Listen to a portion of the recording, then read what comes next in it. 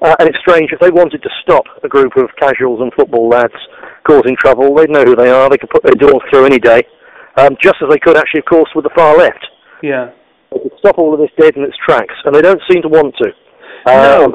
There's all sorts of reasons you can consider as to why, good reasons from their point of view, perhaps, why they want a degree of trouble in a way that they can control, when we get the blame.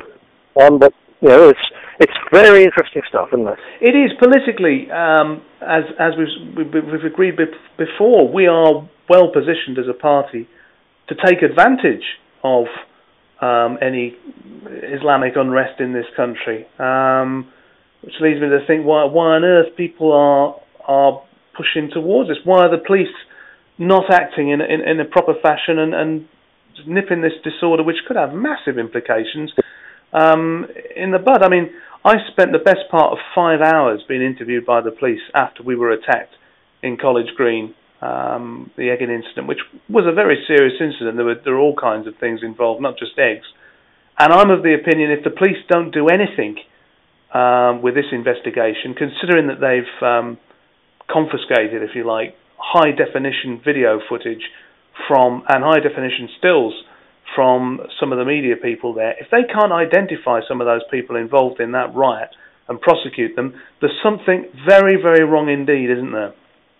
There is. There certainly is. Well, we've had many incidents over the last couple of years, as you know, where there's been very serious levels of violence and threat to our people, and as often as not against ordinary policemen trying to do their duty. And the people from the top just seem, well, we said it before, they seem to use the UAF from the far left as a plausibly deniable militia.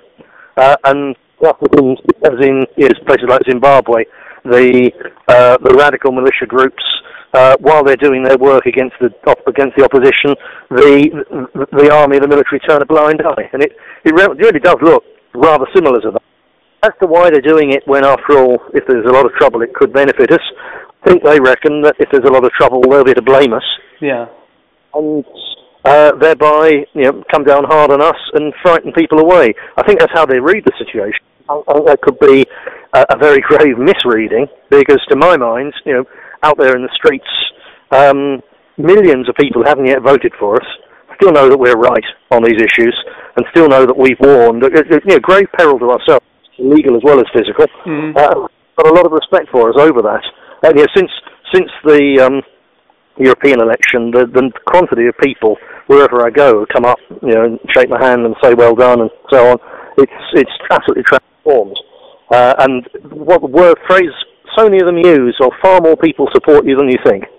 I would say yes, we know that, but I think what they're saying is far more of their friends and relatives and neighbours support us than the last election representatives would actually suggest. And that there's this enormous groundswell just waiting to come our way, really. Yeah.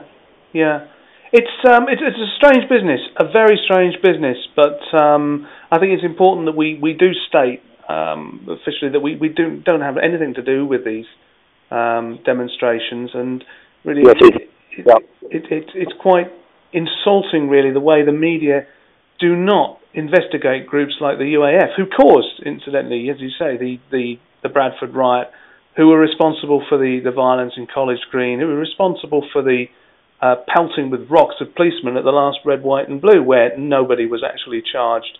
And you'd have thought that a group like that, who were quite reckless and quite determined to cause trouble and be at the centre of trouble, would warrant some kind of media investigation, but nothing, is there? It's nothing. Oh, nothing. But there again, when you consider that David Cameron is still one of their key backers, and people like Peter Hain likewise, then I suppose the signal goes out to the police. These people are protected, leave them alone.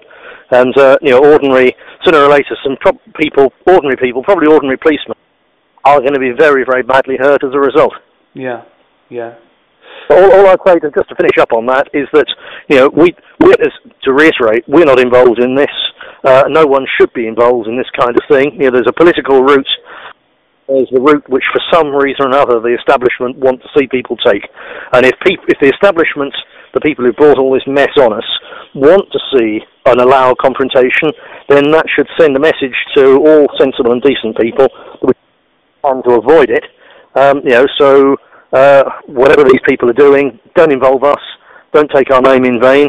Actually, of course, they haven't. In Birmingham, there's very clear footage from the trouble yesterday of the anti-Islamic side with placards, we're not the BNP. It's making no bones about it. So I'm very pleased that is the case, because they're not and they never will be.